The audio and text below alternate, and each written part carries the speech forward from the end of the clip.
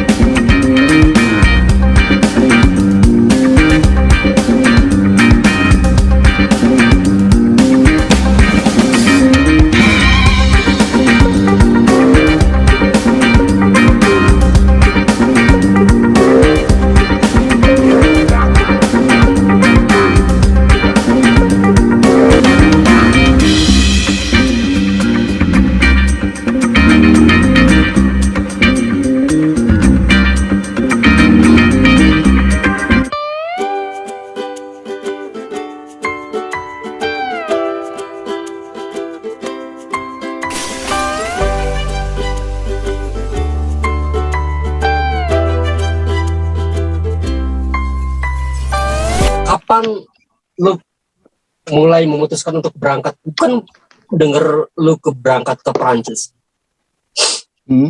Gue pikir itu cuman acara komunitas tadinya, enggak? Atau cuman ya berhubungan dengan komunitas punk tadinya. Ternyata lu lama banget di sana, enggak? Gue pikir nih anak ini ngapain lama banget di sana. Kalau gue tahu ada inspirasinya itu. Oh, lu tahu? Siapa yang duluan ke Jerman itu siapa enggak? Yang sampai 7 tahun Cimot. Ya, Cimot inspirasinya itu. Kalau gue itu kan sebenarnya ya ada silang project, man. Yeah. Jadi ada artis Perancis pakai studio gue ya, residensi ya. Terus gantiannya itu residensi balik gitu kan. Oh, gitu. Gue urus lu nih ke Perancis, gue ngurus setahun, akhirnya wah ada titik terang nih, bisa jalan nggak? Bisa, ayo deh. Terus kebetulan gue baru kelar pameran tunggal kan, gue bawa aja karya pameran tunggal gue ke sana sekalian, terus gue belajar gitu, kayak begitu. Akhirnya berangkat lah tuh gue. Gak ada rencana gue tinggal lama tuh gitu, gak ada sebenarnya. Dan karena beberapa hal secara personal ya, gue rubah beberapa yang kebiasaan gue ya, maksudnya dari yang sering ke berkolektif, terus karena berkeluarga gue lebih fokus lagi lebih di karya, tetap masih ada ke wilayah-wilayah daerah lah, temen yang butuh apa gitu kan, ke lahan itu cuman gak gimana. Lu yang ke NTT sempat ikut nggak? Yang NTT atau apa itu? Enggak. Gue NTT enggak. Gue semenjak gue merit itu kan, itu drastis gue lebih banyak aktivitas gue sendiri gitu. Meskipun gue berdekatan ya sama teman-teman yang sebelumnya yang di Depok itu ya. Tapi gue bilang gue punya project yang berbeda sendiri, ya. Ini kan dengan teman-teman. Komunikasinya sebatas ya project itu kan. Kalau memang kolektif kalian butuh, gue juga ada kolektif kecil yang bisa kita kolaborasi gitu sifatnya. Dan gue bilang gue lagi coba fokus nih sama apa yang gue sedang kerjain, gue mau nekunin karya gue gitu kan. Terus panjang di Jogja udah lebih ke situ sebenarnya. Kebetulan kan ketemu teman lama kan, anak-anak TP, terus anak-anak sekitar situ lah isi lah. Itu juga bikin project bareng, dan ngomongin kesenian. Nah, akhirnya tambah dalam kan. Di situ gue mulai buka studio ya, akhirnya. Dari studio yang gue buka itu yang ngebawa gue untuk lebih dibuka lagi deh. Maksudnya gak cuman seputar Jogja, karena pada saat gue di Jogja aja gue sudah garap satu kampung Bali di Lombok kan. Gue bikin tim kecil, gue garap sekolah gratis. Oh iya, NTB sorry ya, yang itu ya, yang NTB. Di NTB itu gue sama almarhum STD itu. Terus gue bikin tim kecil, ada filmmaker, ada Arya Panjalu ikut juga. Gue invite tuh seniman-seniman Jogja lokal, STD almarhum itu udah mulai sakitnya udah parah kan. Gue bilang ya udah kita bikin tim baru aja. Gue akhirnya gue komunikasiin sama anak-anak di NTB, oke lah kita pakai tim Jogja Jakarta lah. Terus ada anak Jakarta satu gue ikutan, Adi juga tuh filmmaker. Kita bikin proyek lah untuk ngejalanin program yang hilang sekolah. Wah menarik tuh, itu banyak gue cerita di NTB itu, di kampung Bali yang kecil dan kandungan konfliknya juga kenceng ya, karena mayoritas di Lombok itu juga keras ya.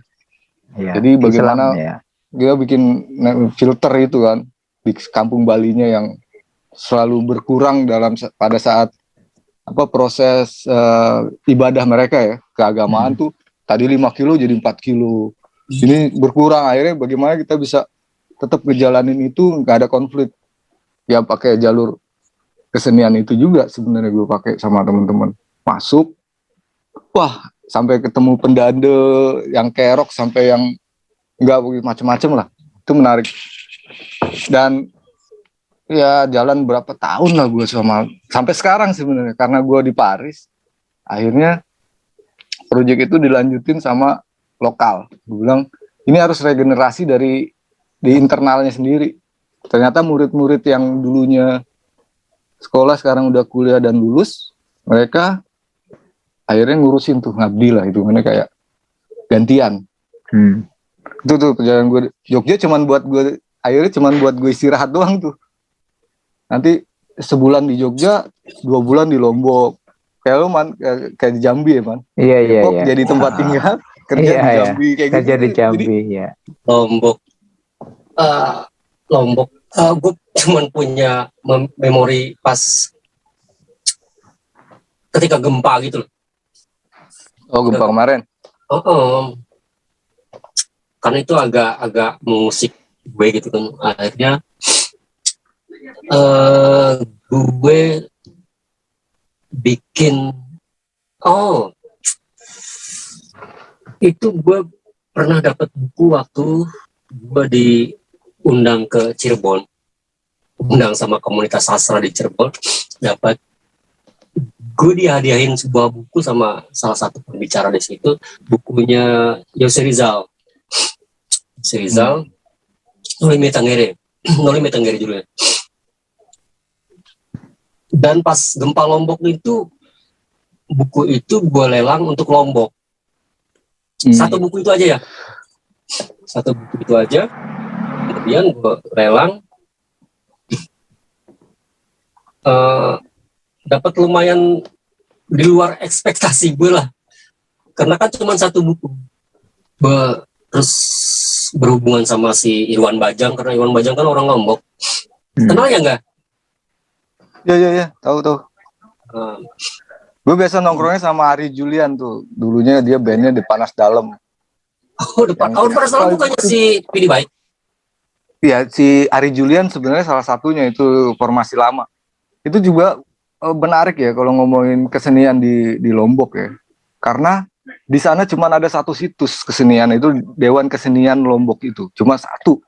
Dan mereka terpaku cuma di wilayah teatrikal. Akhirnya cuma drama, teater, musik, pertunjukan cuma ya, fokusnya pertunjukan ya. Lebih ke situ kan. Nah seni rupa lainnya itu nggak ada. Di situ gue mulai ketemu Ari Julian dan beberapa orang yang cukup mengelola.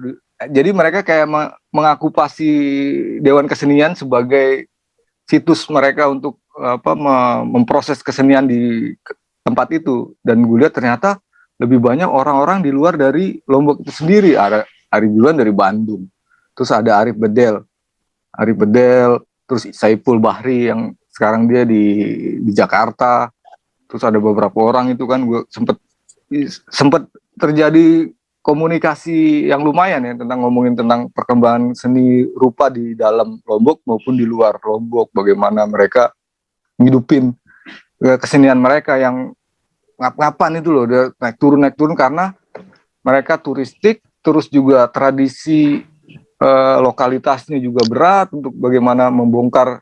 Kayak misalkan terakhir gue ngomongin tentang Sasak, bagaimana Sasak melihat kulturnya secara mendalam terus keseniannya seperti apa ya, itu jadi bahasan sampai akhirnya gue sempat ketemu orang Sasak yang nggak tahu bagaimana sejarah Sasak itu sendiri. Kan gue jadi kaget tuh, wah gila, ini gimana nih gitu kan. Akhirnya Warjek namanya, di situ dibikin lah warung Jack sebenarnya. Itu tempat nongkrong dari wartawan, mahasiswa, anak sekolah, ataupun seniman-seniman tua yang ada di situ. Itu tempat nongkrong mereka untuk mengelola situsnya itu kan. Sampai akhirnya mereka dikasih beberapa ruangan ya buat pertunjukan, jadi nggak harus izin segala macam, jadi mereka yang kelola. Terus baru-baru ini akhirnya dibukalah ruang pameran di situ, karena kebetulan temen gua yang di Lombok ini dia seniman pahat kan, namanya Ade. Itu dia dulunya bikin karyanya itu di Bali, terus dipindah ke situ jadi orang Lombok, mulai dihidupin lagi. Sebenarnya yang menarik dari kota-kota kecil itu kan, ngomongin kesenian, lebih gimana kita bisa mentransfer sesuatu yang sifatnya tradisi sampai apapun bentuknya. Kalau gue sih nggak ngomongin bagaimana mereka kayak spirit seni perlawanan segala macam. Mungkin terlalu jauh, bagaimana masuk ke wilayah-wilayah yang agak santai terlebih dahulu untuk ketemu, bisa komunikasi. Di situ mulai satu persatu orang-orang yang tertarik di wilayah mana. Itu gue berapa kali tuh gue bolak-balik Jogja Lombok selain ngurusin sekolah ya. Karena gue bilang, ini sayang nih Dewan Keseniannya kalau nggak dihidupin. Maksudnya dibikin variasi lain dong, jangan cuma teater sama musik. Seni rupa yang lain lah. Gitu kan, ada audiovisual segala macam. Nah, di situ mulai mereka mulai coba membuka diri untuk menerima pendapat atau masukan atau orang lain yang akan berkolaborasi residensi lah, kayak di kampung kita mau bikin aktivitas nih, gitu kan. Karena kan gue masuk ke Lombok tuh melalui kesenian ya, apalagi ke desa itu kan, gue ketemu anak-anak yang minim gizinya ya. Awalnya dari situ, terus juga bagaimana pendidikan mereka nggak bisa naik lebih tinggi segala macam. Terus programnya sebenarnya masuknya ke motorik gitu-gitu kan.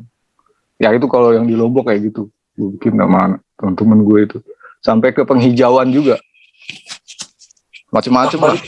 Bolak-balik Jogja Lombok terus ya? Ya kalau gue di Indonesia terakhir tuh gitu. Jadi karena setelah gue masuk, gue jadi kebayang sama gagasan gue yang di Jakarta. Gue kan sempat bikin sekolah juga ya di kampung itu, di Kampung Rambutan tuh, Sanggar Atap Alis itu. Bau kan. Tanah Atap Alis ya? Atap Alis itu kan. Bilang, wah ini mirip banget. Sayangnya waktu itu gue sok-sokan ya nolak dana dari luar dan segala macem. Jadi geraknya ngap-ngapan, jadi kantong sendiri, habis juga nih, dibongkar kan. Wah nggak bisa nih gitu kan. Akhirnya jalannya ngegap lah, meskipun akhirnya juga bisa masuk binil segala macam, tapi ternyata nggak bisa dilanjutin gitu. Dan gue bilang, wah ini mirip yang gue gagas sama teman-teman gue di Jakarta, gue mau lah bantu. Itu sebenarnya. Lo mutusin untuk pergi ke Prancis itu sebenarnya awalnya lo mau ngapain sih? Program apa sih? Kalau di Prancis sebenarnya itu salah satu situs yang ngomongin dengan disiplin grafis ya, Ruth ya. Seni grafis itu di sini di Prancis itu lumayan berkembang besar. Banyak hal yang nggak bisa gue dapet di Indonesia, meskipun ada di kampus sama sekali. Maksudnya meskipun lo ada di wilayahnya, bisa di kampus jurusan grafis gitu. Tapi ternyata ketika gue nyemplung di sini, masuk, gue buka pintu toko bukunya aja, itu udah kayak masuk ke ruangan yang dimana lo mau itu dikupas tuntas. Apapun itu bentuk disiplin yang lo sedang tekuni, apalagi kesenian itu ya, maestro juga kan lahir banyak di Prancis juga. Iya, sejarah seniman kan semuanya kayak gitu kan. Dari Van Gogh juga dia merasa menjadi seniman ketika dia ke Prancis kan. Itu dia. Tentu gerbang kan, tapi kan sekarang mulai ruang berbeda. Tamunya kesenian itu di sana gitu. Memperdalam apa yang gue jalani selama ini. Sebenarnya dari awal gue mengenal grafis ya, dari tahun 99 itu, gue hanya sebagian gue dapat itu. Ya karena gue juga nggak masuk ke kampus ya, universitas, artinya gue cuma dapat sekedarnya aja. Ternyata grafis nggak sekedar itu. Grafis punya dunianya sendiri. Dan ternyata. Lu apes ketemu gue ya, gua kan sarjana seni grafis ya. Nah, tapi nggak pernah ngomong grafis kan kita ya. Ya makanya nggak pernah. Gua udah bosen nyukir, udah capek tangan gua, tau nggak? Jadi pas lu ketemu gua udah bosen sama udah grafis. Udah selesai itu. Personality ya, nggak pernah sharing kalian ya. Gua stres karena inget banget TA itu bikin 22 karya grafis yang dicukil dan full color gitu. Setelah itu trauma. Itu. Bener. Sementara gue ngelihat lu cuman bikin hitam putih yang waktu itu ini kerjaan anak semester 1 ngapain terus. Iya bener. Nah itu kan. Tapi ada satu hal lagi enggak. Jauh sebelum lu ke Prancis, gue itu tahun 2000 berapa ya? Gue itu membaca buku yang judulnya Rantau dan Renungan. Pernah baca nggak? Belum kayaknya. Rantau dan Renungan. Rantau dan Renungan. Itu gimana tuh? Itu adalah buku itu 3 jilid. 3 jilid yang isinya adalah pengalaman orang-orang kita di Prancis. Itu ada sastrawan, ada budayawan, ada akademisi, yang mahasiswa segala macam lah ya. Ada yang beberapa orang yang bekerja di sana. Itu kenapa itu yang bikin gue jadi menarik sama lu gitu. Itu Rangga di Prancis nggak ngerokok itu sekarang, nggak kelihatan asapnya. Rokok dia rintingan kayaknya.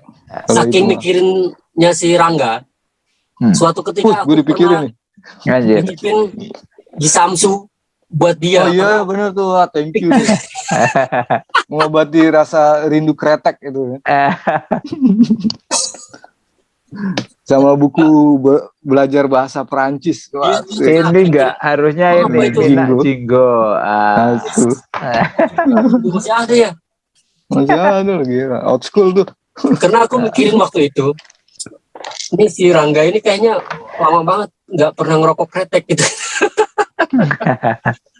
Makanya ketika pas dia ada temennya yang mau jalan ke sana, aku nitip rokok Samsu itu 5 box. Sampai udah habis. Terus terang terakhir aku tertarik sama proses dia berkesenian ya. Bukan soal capaian ya, karena kan prosesnya. Tapi soal prosesnya dia menarik itu. Kalau misalnya pengen ngikuti jejak, aku mending pakai template-nya Van Gogh aja, pergi ke sana, ketemu kafe, ngobrol, terus bisa ketemu seniman, terus ya gitu sih paling. Enggak. Jadi ziarahnya bukan ke Mekah ya, tapi ke Paris gitu. Dan itu jadi situs sekarang, Man, tempat-tempat itu. Ada kampung impresionis, ada desa di mana Van Gogh pernah tinggal dan mati dikubur di mana? Iya, dikubur di situ. Tempat Van Gogh ditusuk itu di situ nggak sih? Apa di itu ya? Dia kan ditembak desa. Kan kalau nggak salah ya. Di desa di mana dia ditembak ya. 1 jam lah dari Paris perjalanannya. Nah itu jadi gue kan sempat bikin review tentang galeri museum yang ada di Paris. Itu menarik loh, enggak? 100-an. Gue sempat bikin review di mana orang kalau misalnya ke Paris, lu mau tahu karya seperti apa, dia ada di museum mana gitu kan. Itu gue bikin review. Gue awal-awal gue datang itu keluar masuk tuh museum, toko buku, galeri, situs-situsnya kan. Nah di situ banyak yang gue dapet. Kebetulan karya gue sedang mengarah ke satu titik gitu kan, yang gue telusurin terus gitu kan, sampai gue masuk ke Museum Revolusi yang karya gue itu, yang konsep yang gue konsepin juga ternyata hadir di perjalanan mereka. Jadi gue telusurin terus sampai nanti terakhir gue akan ke kayak tempat pembuatannya gitu kan. Itu dari situ gue banyak, ternyata ya proses berkeseniannya tidak harus melulu kaku gitu kan. Jadi semua di sini lebih enjoy sekarang. Gue lihat lebih bermudah ya, karena jadi situs kan sekarang, bukan lagi kita harus mencari-cari. Tapi ini udah ada tempat yang jadi kalau di kawasan gue tinggal itu banyak penulis dari Rembrandt, terus sama psikiatrik kayak siapa, Sigmund Freud juga pernah tinggal di kawasan ini. Jadi terakhir gue ketemu anak Makassar kesini, dia bikin riset tentang Arthur Rimbaud, sampai dia ketemu foundation Arthur Rimbaud-nya sekalian. Terus itu dia pernah tinggal di lantai terakhir di dekat tempat gue tinggal. Gue bilang itu ada monumen situsnya gitu kan. Jadi itu menarik sebenarnya konsep Siman. Kayak misalkan maestro pernah tinggal di mana, lu bisa tahu dan orang yang mengelola itu tahu sejarahnya. Lu minta dikasih tahu tuh cerita dia ngapain aja selama dia tinggal di gedung ini, apa sih yang dia lakukan. Itu menarik. Jadi kayak tempat-tempat yang gue ngomongin sejarah soal itu berjalan. Ingat sesuatu. Apa tuh? Lu tahu gak ada seniman Indonesia pelukis yang tinggal lama di Paris? Siapa ya? Gue belum nemuin sih. Sudah nggak ada, beda generasi. Namanya Salim. Itu bukunya pernah diterbitkan sama Pustaka Jaya. Seniman Indonesia di Paris. Dan kalau nggak salah dia tinggal di sana sampai meninggal. Kalau tidak salah. Kalau Salim itu aku bacanya malah di Tempo kalau nggak salah. Pernah dulu tuh ada liputannya. Dia yang sampai bawa tanah dari sini gitu kan. Jadi kalau kangen dia ngelihat si tanah itu gitu. Kalau nggak salah. Salim, iya. Itu seniman Indonesia di Paris. Lu nggak tahu itu Gaya? Ya, gue kenal beberapa asosiasi orang Indonesia juga di sini juga. Kamu bagaimana kayak memori atau cerita orang-orang di Perancis dari zaman ke zamannya. Secara style lu ada pengaruh nggak setelah di situ? Iya, kalau gue kan terakhir lagi studi garis ya, Man ya. Karena gue lagi nelusurin Albert Dürer sama Gustave Doré dan beberapa seniman grafis abad 19 lah. Yang jelas ada beberapa hal yang berubah. Terlebih ditambah alat yang gue pakai sekarang itu bukan alat yang biasa gue pakai di Indonesia. Gue temuin di sini malah. Yang itu pasti kayak, lebih bagus ya. Iya, itu benar-benar pro ya. Karena gue ketemu satu toko yang dia jual alat seni itu dari abad 19 sampai sekarang. Anjay. Jadi di situ bergenerasi. Jadi yang punya kakeknya, buyutnya itu ya, turun sampai ke anaknya. Dan cukup paham betul dengan alat dan bahan. Yang sifatnya chemical sampai yang sekarang dia kuasain lah. Maksudnya nggak cuma sebatas jualan. Jadi dia pelaku juga, perupa juga. Terus dia tahu alat yang dia selalu kasih beberapa opsi. Kalau misalnya lo jurusannya apa nih, kebutuhannya apa, terus dikasih opsi sama dia. Jadi nggak sembarang lo kasih ini beli jual, kita nggak dapat pengetahuan gitu. Jadi banyak hal yang gue dapet dari kayak gitu. Kalau gue lebih tertarik ke situ, nggak salah satunya itu explore alat kan, explore alat, terus explore teknologi nih. Misalnya di situ lo nemu studio yang bisa cetak lito gitu kan, di sini kan susah tuh ya. Nah, misalnya bisa explore kayak gitu menarik. Terus kalau Eropa banyak sih sebenarnya yang yang akan bisa direspon menurut gua. Gua ya karena gua pengen lihat karya lu sebenarnya yang terakhir ini. Itu ada perubahan yang di mananya gitu maksud gua. masih gue ini karena gue kan punya rencana pameran tunggal man, antara di Perancis atau di Indonesia, masih belum gue tentuin. Yang jelas gue lagi fokus garap karya dulu deh. Maksudnya gue nekunin garis gue, terus gue kemarin baru dari museum tipografi man di Lyon, di tour. Jadi kakek tua umur 75 yang dia udah nggak kuat, dia mau jual semua barangnya, ketemu gue banyak ngobrol karena dia lihat karya gue yang terbaru, terus gue punya referensi yang dia tahu juga. Akhirnya kita nyambung tuh, Pak, ini sayang sekali situs ini kenapa nggak diambil Balai Kota harusnya ngurusin museum ini terus ada, karena tipografi induk dari percetakan di dunia. Berkembang itu dari sini, Pak. Oh ya, gue sampai ya udah gue support ya, gue beli bukunya dia nulis buku tentang tipografi perjalanan sejarah dari nol sampai sekarang. Dan dia cukup menguasai semua koleksinya lengkap man. Dia menciptakan huruf nggak?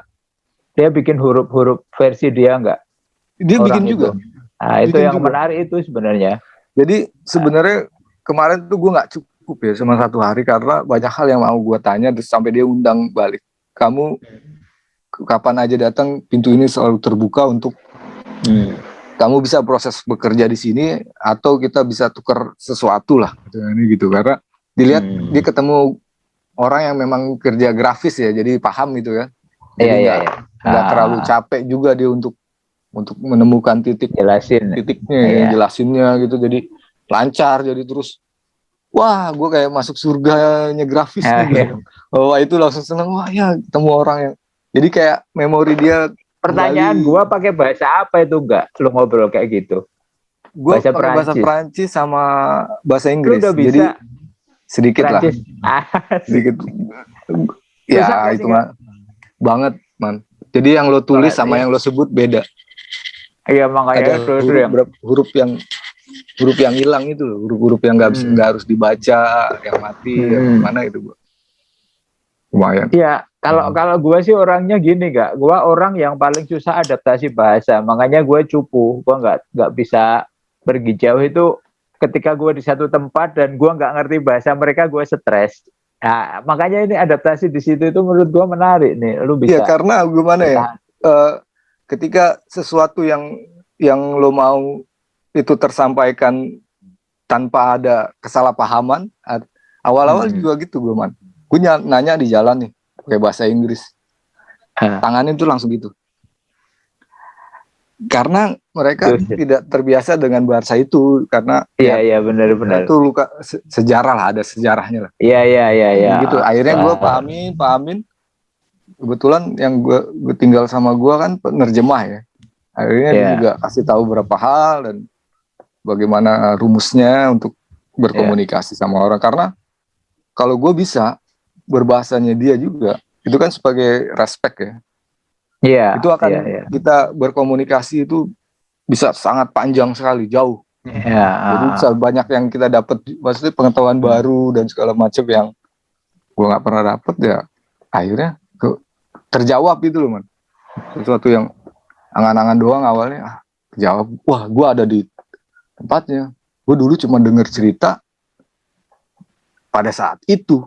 Iya. Pada kondisi sekarang kan konteksnya pasti berubah gitu, secara sosial, secara gestur lainnya kan. Akhirnya di situ banyak banget menarik. Apalagi gue kan juga terakhir juga gue bikin review artis-artis grafis ya, Eropa maupun di mana. Terus gue juga mulai ngoleksi buku tentang grafis, khususnya lebih ke grafis ya. Terus gue lanjutannya gue bikin pengarsipan man. Gue jadi sekarang bikin pengarsipan poster. Jadi gue kayak mau bikin perjalanan poster di Indonesia itu dari perang dunia, perang ya, 40-an lah, 40-an sampai 2022 misalnya. Itu bisa gak gue dapet? Gue terakhir ngomong sama Ade, Dek, seru nih kita garap. Ini kan ngomongin sejarah juga soalnya. Ade Darmawan. Pengarsipan kan, lebih ke dokumentasi ya kan. Kalau dia tertarik kita butuh tim, tim risetnya segala macam. Maksudnya lu ngarsipin seniman Perancis? Ya, gue ngarsipin 2, Perancis Indonesia. Oh, Perancis Indonesia. Oh. Ada arsip gue. Ya ada man, berapa gulung nih gue di belakang. Jadi kolektor iseng-iseng nih man. Keluakan gitu ya, keluakan. Ada poster tahun 68 nih. Ahli gue. Lu kumpulin sampai gue dapet mau ya. Revolusi budaya Cina. Orang Perancis punya koleksi dijual di Loakan. Akhirnya gue ngobrol, wah di koleksi orang tuanya, warisannya di poster. Jadi ngobrol dapet. Gue kumpulin tuh. Karena gue ada beberapa referensi, kayaknya Indonesia belum buat itu. Vietnam sudah buat, Cina sudah buat, Perancis ya udah punya lah, Amerika segala macam itu udah punya. Kita bisa ngomongin per dekade ya man. Misalkan dekade revolusi Indonesia, itu khusus ngomongin itu doang, nggak ada campuran lain. Jadi grafis bagaimana SSS Yuwono atau siapa yang berperan pada saat itu, ada senimannya gitu. Karena gue terakhir, sayang nih kalau di online doang kampanyenya. Gue mau fisikin lah, nggak apa-apa deh, gue ngeprint deh, gitu kan. Gue ngeprint sebagai arsip fisiknya, digital biar si pembuat itu yang nyimpen. Gitu kan. Nanti gue bukuin lah, gue bikinin cerita. Dibikin zin lebih ke buku man. Kalau zin kemarin gue udah bikin, udah jadi itu 2 bahasa Perancis sama bahasa Inggris ya. Nah yang di Indonesia gue mau bikin lebih spesifik lagi. Maksudnya ngulas tuntas dengan satu bundelnya, misalnya bundel 65, 98. Dibikin periode 40, gitu ya Kak? Ya kayak periode man. Sebenarnya itu kayak semacam satu memori, itu juga ngomongin sejarah juga, terus bagaimana ngelihat perkembangan grafis ya, secara visual, secara teknis itu bisa kita lihat dari babaknya itu kan. Nah itu yang menarik. Gue kemarin pas gue dapet buku dari Spanyol ini, gue Kuba, gue baru dapet buku Kuba man. Iya. Itu lu mending bawa pulang nggak? Bawa pulang terus lu ngambil S2 diisi nggak? Enggak. Dirubah buat capek. Bahan tesis lumayan loh nggak? Capek. Belanjanya ke situ.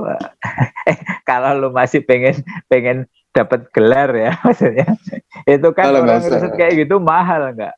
Mahal banget. Gue udah materi udah ngumpul sih sebenarnya. Itu kan kalau gue punya kampus, gue kasih lu gelar doktor honoris causa. Kan itu pekerjaan yang nggak main-main menurut gue ya. Pengumpulan arsip kayak gitu. Sama gue itu lagi bener sih. Ditemuin sama Ade. Iya, karena kan mereka bergerak di wilayah pendokumentasian juga sekarang kan. Iya. Soalnya mereka kan juga. Lu nggak main ke Belanda, ke tempat mereka kan? Mereka jadi kurator tuh di Belanda. Oh iya nggak tahu kotanya apa. Sama Kevin itu. Gue sempat ikutan juga tuh di pas gue masih di Jogja. Enggak. Gue ngurusin yang 15 itu loh. Kassel, man. Gue diundang juga. Yang Kassel di Jerman itu. Iya, yang dokumenta. Tapi kayaknya April baru gue kirimin karyanya. Terus beli ini. Tuh asik. Sampurna hijau tuh. Kalau nggak ada lo nggak rame tuh. Habisan bahan bakar. Banyak. Gue sebenarnya ya kalau ngomong sama Rangga itu, inget gak lu nggak? Kita berapa kali ngomong konsep pameran, tapi ujung pangkalnya nggak pernah jelas ya. Tapi sebenarnya poin-poin yang kita omongin kan menarik nggak? Cuman nggak pernah sangat. Gitu. Gak dieksekusi man masalahnya. Saking banyaknya udah bingungan nih. Kita keterang mendokumentasikan arsip ini sambil dia bikin sketnya, itu menarik. Jadi dia bisa dibikin rangkaian proses. Dia mencatat kayak sketch note itu loh. Di prosesnya dia aja ini udah bisa dipamerin. Ya kayak gitu misalnya. Itu yang gue buat. Jadi kan kegiatan gue yang lainnya adalah itu sebenarnya di sini. Selain berkarya, keluar masuk toko buku seni, ke studio juga, studio artis-artis lah, residensian gitu. Terus juga gue ngumpulin lah sambil iseng itu, kayaknya gue pulang pengen bikin sesuatu gitu mungkin ya. Atau orang lain bisa kerjain itu kalau mau gitu kan.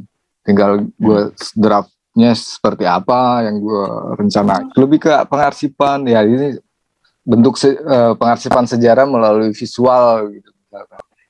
Iya.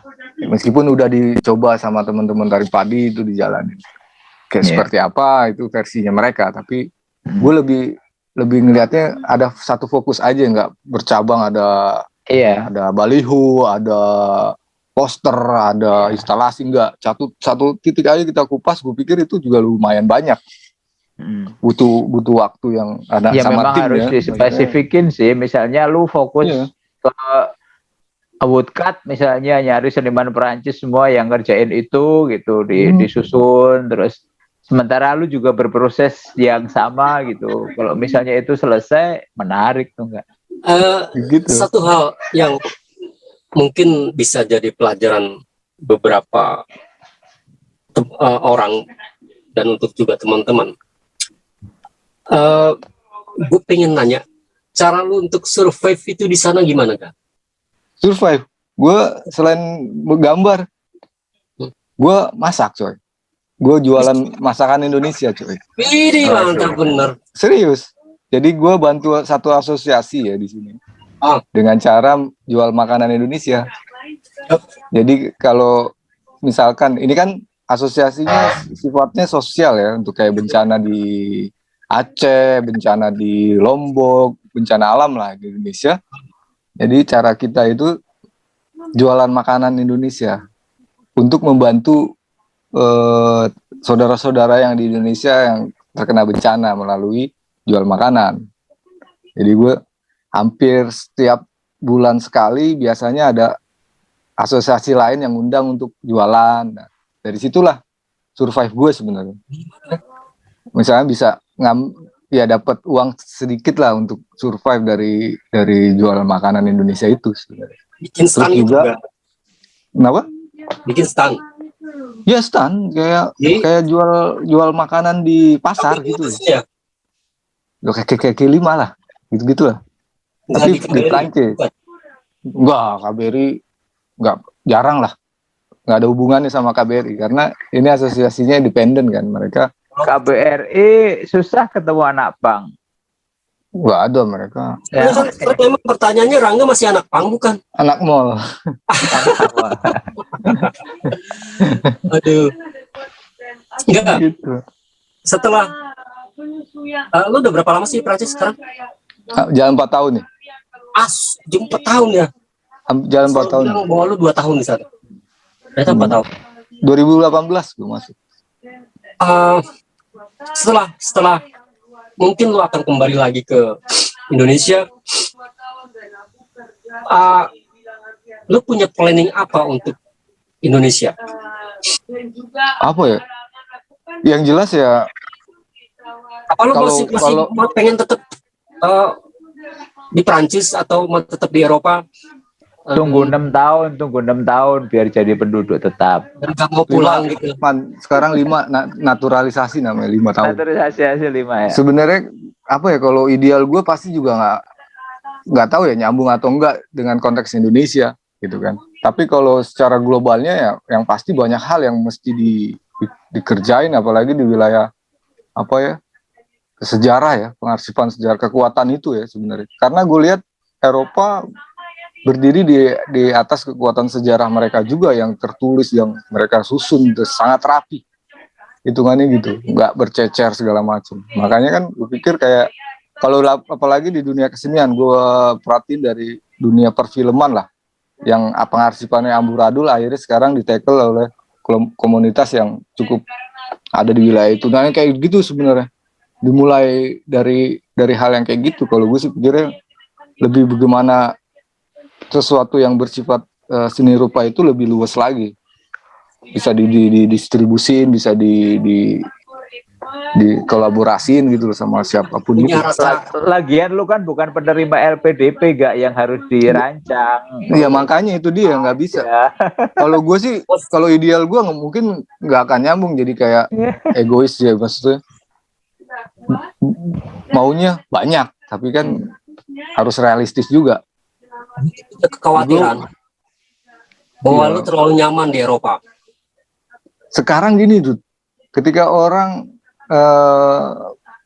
awal-awal pasti nggak nyaman ya, maksudnya nggak merasa luasa karena tidak paham konteksnya gitu. Ketika akhirnya lo cemplung lebih dalam lagi, akhirnya mau nggak mau dengan sendirinya lo merasakan sesuatu yang sama seperti orang yang tinggal di situ.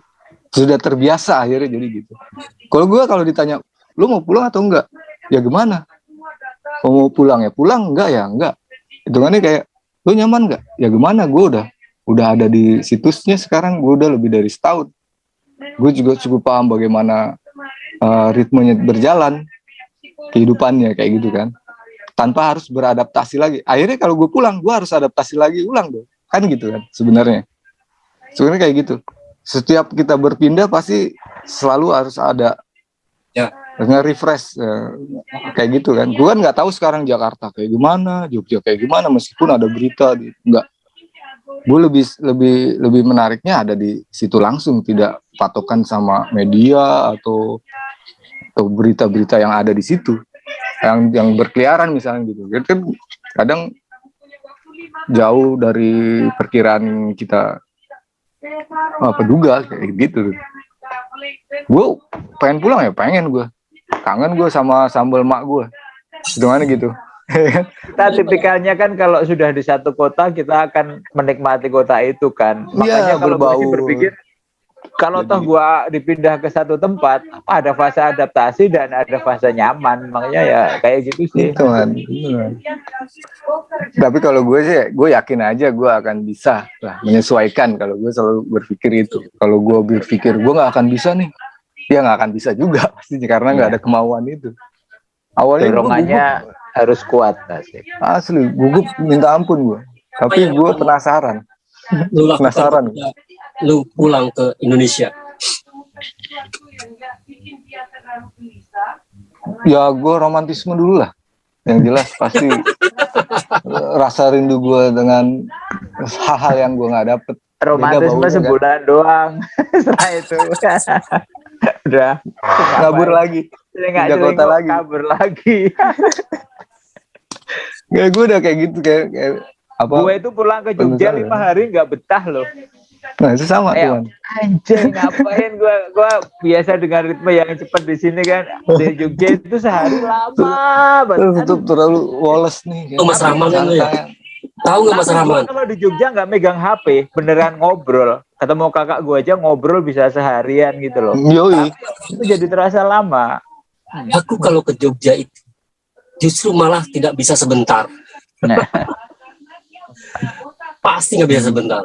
Awalnya cuma berapa hari, pengen berapa hari. Karena nggak ninggalin kerjaan. Kalau ninggalin kerjaan di tempat lain ya kepikiran.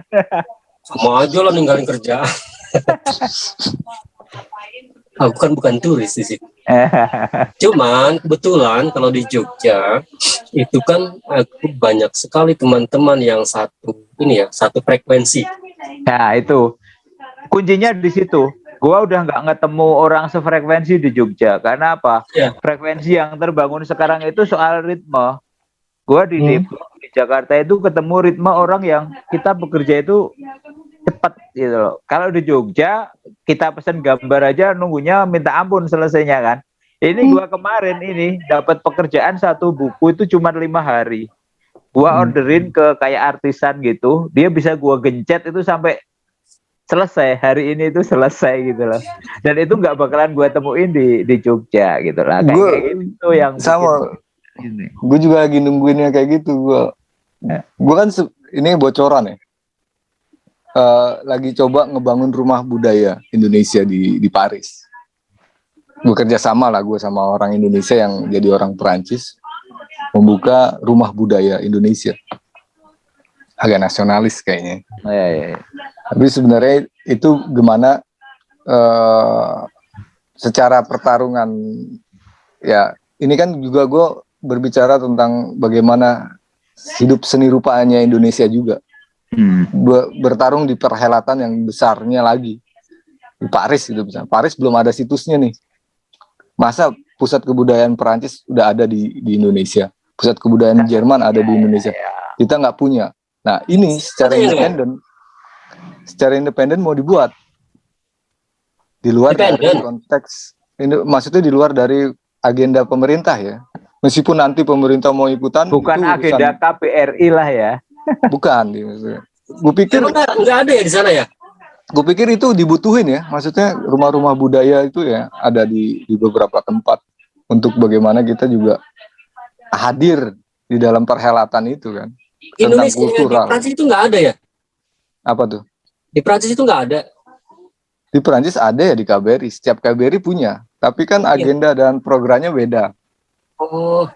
Bagaimana bentuk pertukarannya ini versi pemerintah dan versi yang independen kan berbeda. Ya kalau KBRI kan selebrasi aja, datengin penari, suruh nari, ya, itu wayang, suruh dalang, tapi kan nggak ada akar yang ditanam kan maksudnya. Oh gitu. Bagaimana suatu pertemuan budaya ya, kultur antara dua negara itu bertemu di satu titik gitu kan. Itu kan yang coba dipakai oleh kedutaan besar Eropa yang nggak cuma ada kedutaannya di Indonesia gitu misalnya. Ternyata mereka juga punya pusat kebudayaan. Nah itu sebenarnya Indonesia agak berkurang di wilayah itu ya. Bukan sebatas mempromosikan produk ataupun situs wisatanya, tapi ada hal lain juga yang juga harus seiringan sebenarnya kan. Apalagi kultur kebudayaan yang beragam ya. Indonesia punya segudang lah yang kayak gitu sebenarnya. Masa sih berharap bahwa Rangga suatu saat akan pulang ke Indonesia dan membagikan ilmunya lah yang mungkin bisa dibagikan sama teman-teman kita. Masih banyak hal yang perlu ditelusuri di Perancis nih. Menarik, banyak yang seru-seru. Jangan lu tidak akan pulang nggak? Itu yang gue khawatirkan, bahwa lu terlalu betah di sana. Ya pulang ya pulang. Atau nggak usah pulang aja sekalian. Jangan.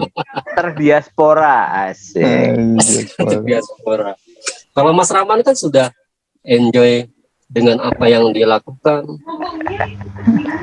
Paling gue pulang nyoba kolaborasi sama ayo kita wujudin sesuatu ya. Ayo jangan diomongin mulu ya. Udah kebanyakan tuh rencananya gak jadi.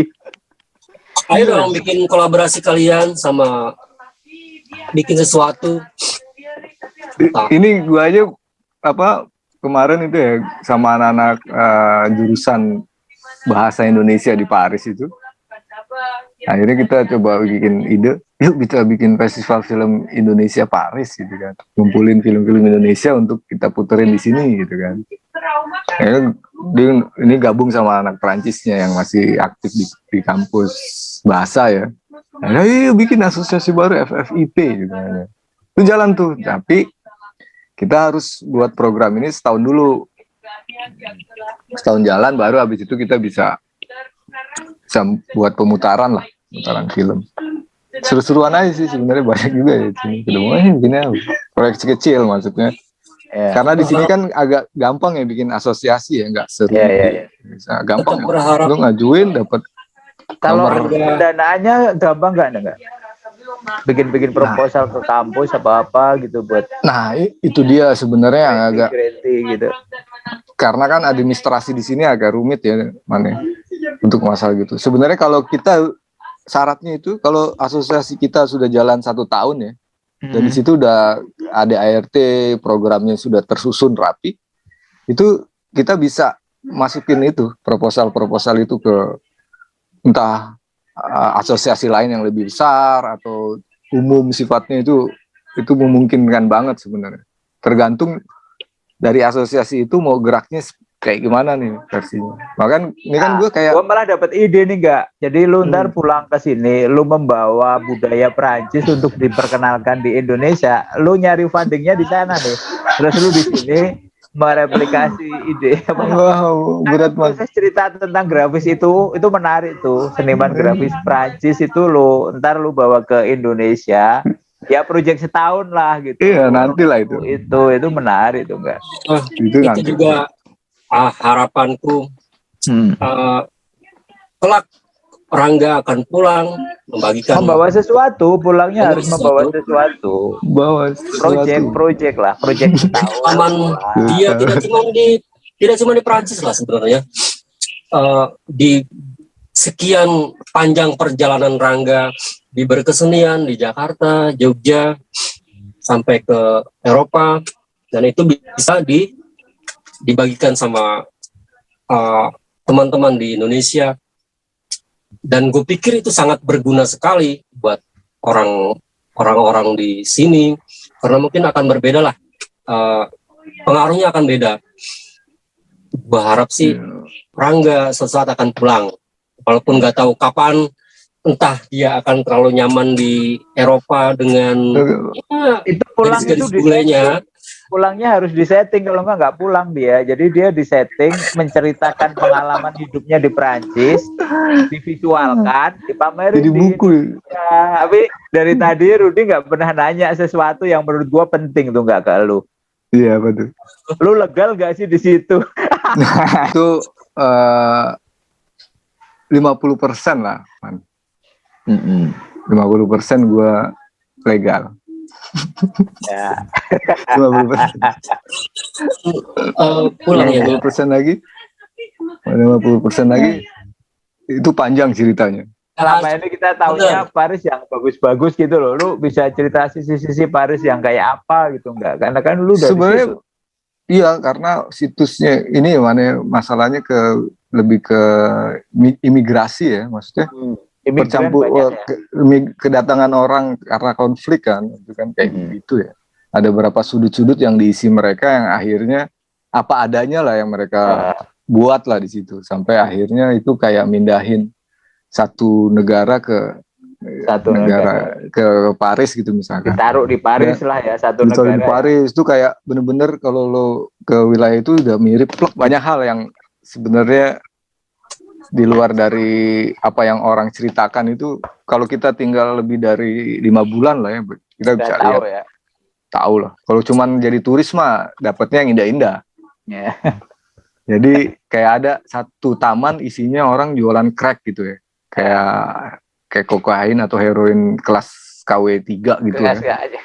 Ya kayak gitu-gitu itu jadi kayak gorilanya di sini gitu ya. Gitu-gitulah. Itu lagi ada wabah itu di satu tempat dan mereka diusirin, pindahin sampai ke pinggir kota gitu kan. Itu terjadi karena kan ya fenomena migrasinya sedang besar ya Eropa ya.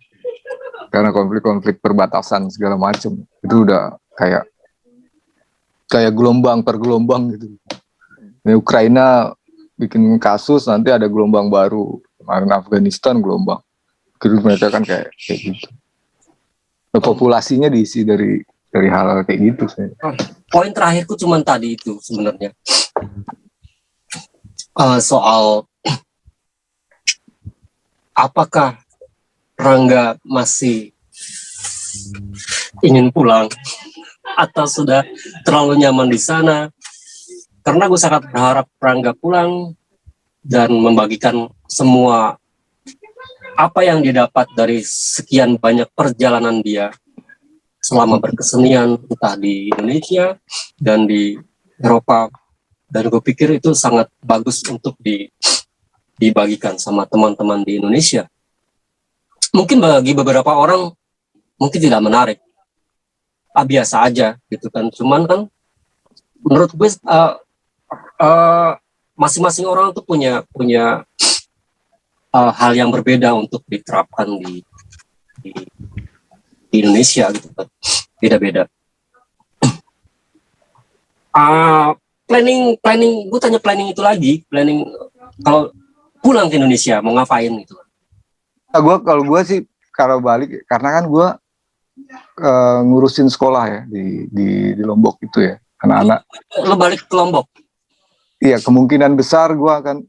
Terus juga ada satu sekolah yang baru dibangun oleh teman gue dari Prancis juga ya. Di Lombok? Ada di Lombok juga pasca gempa itu. Jadi ada 2 titik lah. Gue pikir gue akan nyambangin mereka karena cukup lama gue absen juga. Karena anak didik yang sempat gue pegang itu, gue tangani itu, sekarang sudah lulus kuliahnya. Terus juga ada yang di DO juga. Ketahuan tua banget tuh ya? Masa sih? Enggak kan? Kayak gitu-gitu sih. Gue lebih karena aktivitas terakhir gue kan di Lombok sebenarnya. Di Jogja itu cuman dimana gue mempresentasikan proses gue aja sebenarnya, proses berkarya gue. Jelas gue pengen berkarya bersama teman-teman gue di Indonesia lah, Ruth, pastinya. Teman-teman yang cukup punya andil juga dalam perjalanan gue ya, Ruth, itu banyak juga sebenarnya kan. Gue berjalan sampai ke Eropa juga nggak terlepas dari teman-teman gue juga sebenarnya.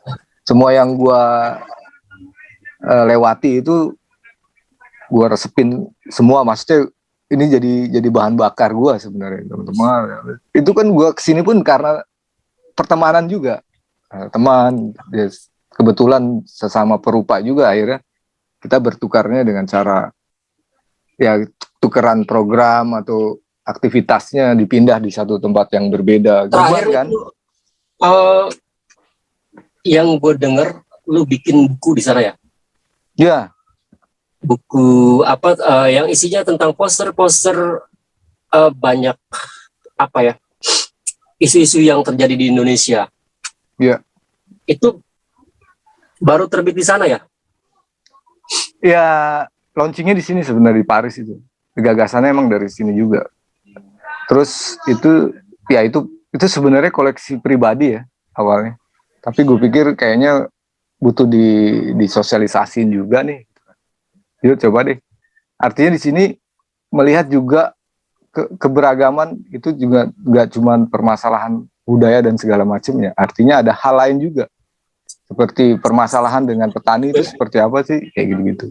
Seingat tentang gue, permasalahan ini kayak gitu apa sih? Karya lu juga pernah dijadikan cover buku. Lu inget gak cover? Iya, udah lama itu. Berdasarkan hasil karya lu. Iya, Komunitas Bambu, nggak salah itu. Waktu gue tinggal jadi tetangga yang Rahman tuh waktu itu. Ya. Gue harap kita bertiga bisa bertemu lagi dalam suasana nggak zoom-zooman kayak gini. Oh iya itu menarik tuh. Kita bisa bertemu langsung satu meja, menunggu sekali kalian berkolaborasi membuat sesuatu. Iya. Entah pameran atau apa, yang jelas itu hal yang berguna buat negeri ini. Rangga, terima kasih banyak udah sama-sama. Sudah banyak membagikan banyak hal lah di sini, sama Mas Rahman juga. Oke. Jadi suasana jadi hidup. Iya, jadi hidup karena lu salah panggil gua kalau sama Rangga pasti ribut gua ngomongnya banyak. Itu tadinya aku hanya pengen berdua itu, ternyata aku ingat pas posting di Facebook Mas Rahman komentar, oh iya ya, kenapa enggak digabungin aja biar rame gitu kan. Jadi hidup. Gua nanti jadinya asik sendiri, jadi moderator malah singkir ya, maaf ya. Nah, gitu bagus, justru malah bikin hidup, jadi aku bisa tinggal beli rokok. Tapi kapan-kapan kita sama Mas Rahman boleh ya. Ya. Kita bicara hal yang lain lagi tentang rumah tanpa jendela. Terima kasih banyak ya atas semuanya sudah berbagi di Zoom pertama. Mas Rahman Seblat. Makasih. Terima kasih. Sehat-sehat, Mam. Semuanya. Sehat-sehat, Kak. Ayo. Sehat. Sampai jumpa.